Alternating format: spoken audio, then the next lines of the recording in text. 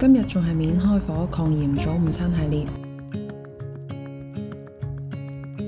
首先我哋將貝果對半切開，泰式金槍魚醬，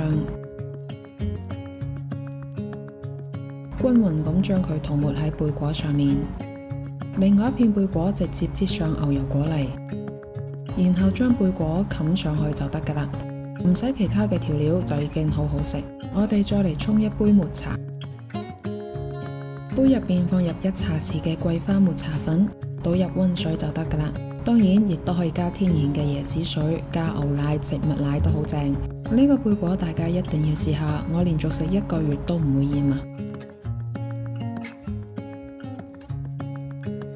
用到嘅會有發芽糙米飯同埋有機嘅包菜。我哋先將包菜切絲備用。亞麻籽油醋先搖勻，然後倒入去包菜絲入邊，拌勻醃5分鐘。三文魚刺身仲係準備中段同埋腩嘅部位，口感會更加豐富。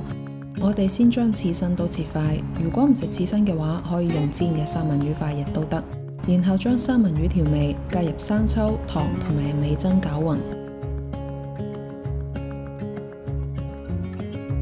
最後發芽糙米飯上面鋪上包菜絲，味噌三文魚亦都一齊放埋落去，撒啲蔥花同埋白芝麻就得㗎啦。然後再嚟做個湯，碗入邊放入有機嘅紫菜、生晒嘅蝦皮，加啲松茸調味粉，最後加啲滾水就完成。快手健康又滿足嘅午餐就搞掂啦〜